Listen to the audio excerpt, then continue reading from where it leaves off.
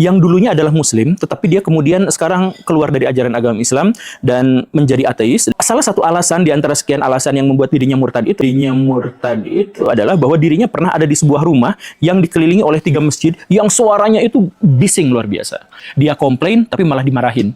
Komplain terhadap masalah speaker dianggap sebagai penistaan agama. Makanya yuk kita sama-sama lawanlah orang-orang yang seperti itu Baraya, karena jangan merasa bersalah, jangan merasa berdosa ketika kita mencoba untuk menghardik orang-orang yang menjauhkan syariat Islam dari realitas masyarakat. Kita sampaikan aja kepada mereka bahwa ini tuh di luar ajaran agama Islam, ini tuh mengganggu, ini tuh tidak boleh. Ya, sampaikan aja seperti itu. Dan ini pun adalah bagian dari jihad. Kalau misalkan Baraya sampai dipersekusi dan sebagainya, ya amit-amit kayak Ibu Meliana gitu ya. Tapi Baraya itu udah termasuk ke dalam kategori jihad gitu. Halo warga intelektual sekalian, menurut keyakinan Guru Gembul mengatakan seseorang itu bisa murtad hanya karena suara toa. Lah kok bisa?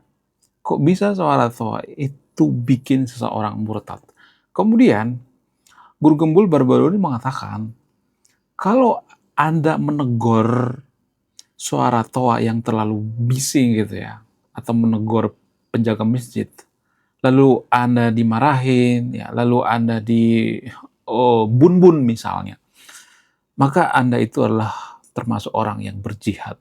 Wow, luar biasa. Apakah ini benar atau tidak? Apakah ini logical fallacy atau tidak? Kemudian bagaimana dengan kasus Bu Meliana kemarin yang ada di Tanjung Balai? Bayangkan Bu Meliana hanya minta tolong mengecilkan suara toa, tapi di penjara, vihara dihancurkan, dirusak. Nah, yang jadi pertanyaan, apakah kita layak disebut orang beragama atau tidak? Kenapa? Nggak semua tapi disclaimer-nya. Kenapa biasanya orang yang beragama itu lebih barbar daripada orang yang tidak mengenal agama sekalipun? Seperti negara-negara Norwegia, Finlandia, ya. Di sana ada banyak orang yang tidak beragama dan tidak peduli dengan agama, tapi mereka lebih bermoral. Nggak semua tapi disclaimer-nya, biasanya seperti itu. Kenapa? Apa yang salah dengan ajaran agama kita? Apakah ajaran agama kita itu bertentangan dengan nilai-nilai Pancasila? Apakah tradisi kita dalam beragama itu bertentangan dengan nilai Pancasila? Kalau hanya karena suara toa minta tolong dikecilin, lalu kita membun-bun orang gitu, kita mempersekusi orang, memenjarakan orang, apakah itu bertentangan dengan nilai Pancasila? Di mana rasa kemanusiaan kita kalau ada orang yang minta tolong ngecilin suara toa, lalu kita persekusi? Di mana rasa kemanusiaan kita kalau ada orang minta tolong kecilin suara toa, lalu kita memenjarakan orang yang minta tolong tersebut? Bagaimana faktanya sebenarnya? Kenapa warga Konoha itu semakin beragama, semakin rajin ibadah, semakin barbar? Apa yang salah dengan tradisi kita dalam beragama? Langsung saja kita ke pembahasannya. Mari kita gaskan.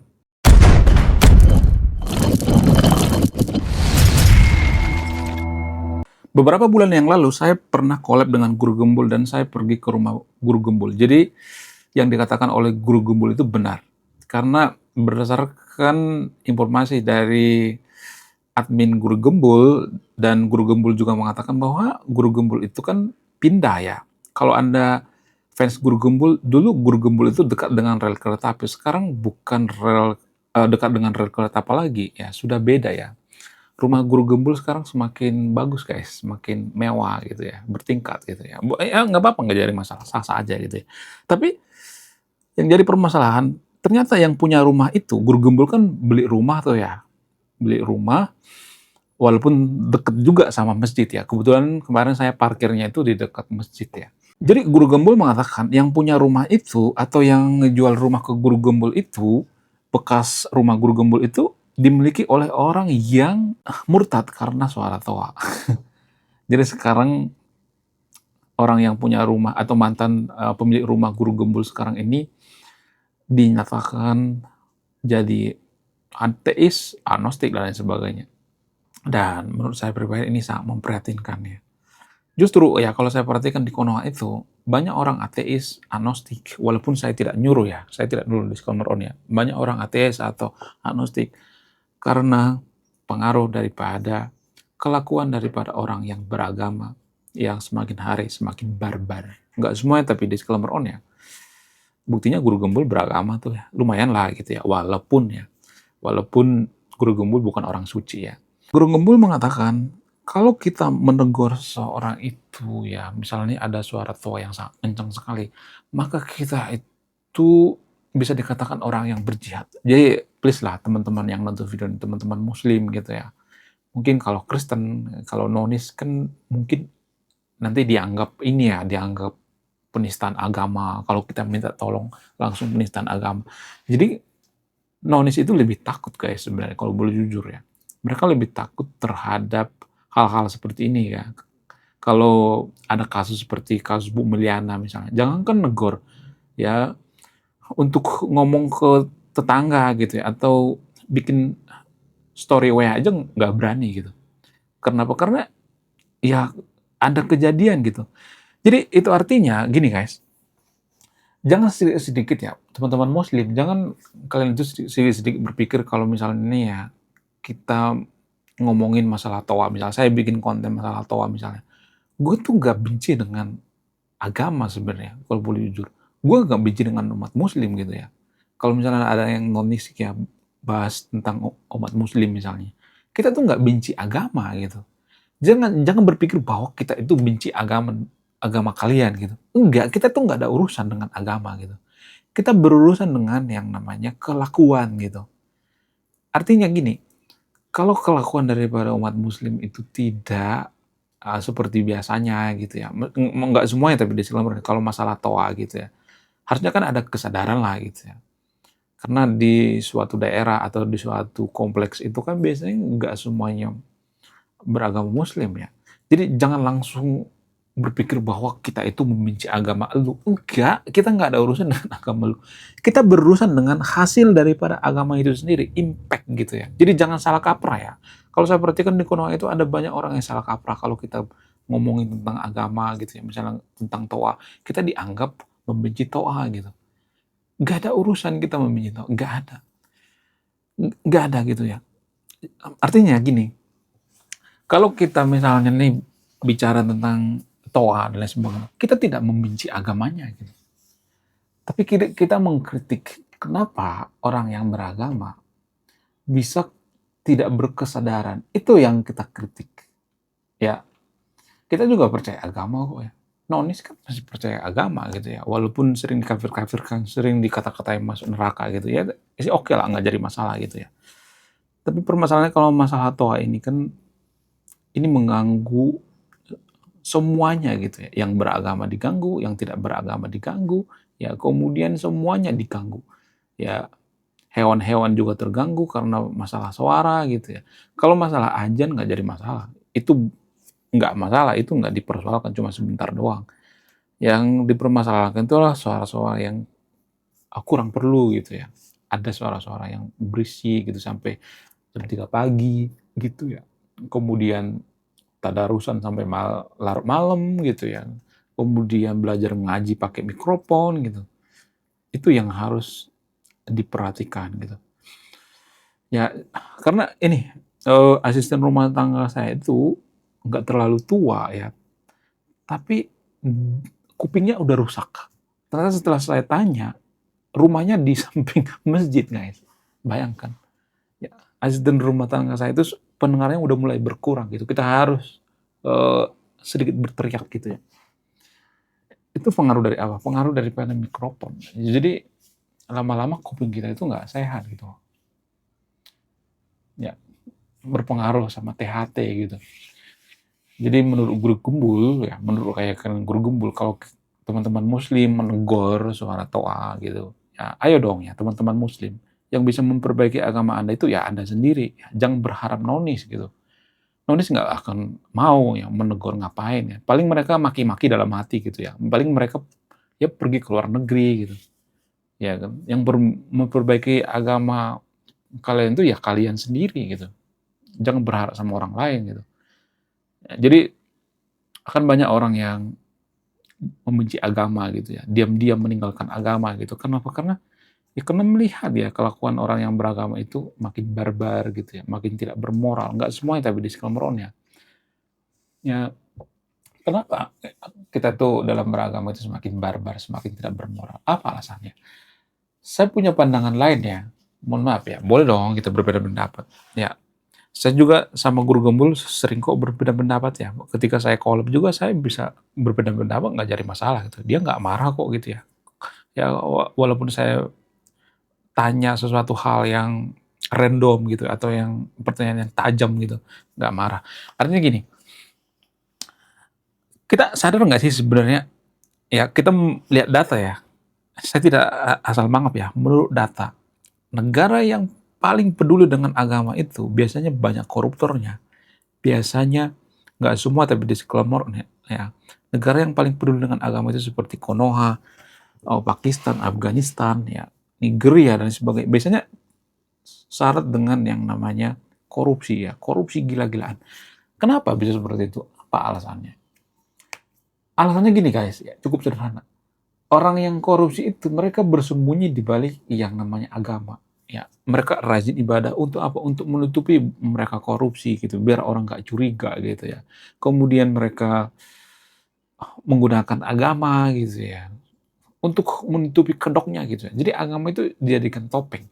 Jadi kalau kita mengkritik orang yang korup, ya, tapi dia rajin beragama, biasanya di Konoha itu kita akan dikata-katain gitu ya. Kemudian pemuka-pemuka agama di Konoha itu kalau kita perhatikan, ya walaupun dia kelakuan yang tidak baik, tetap cium tangan gitu. Kenapa bisa seperti itu? Apa alasannya? Itu karena faktor doktrin.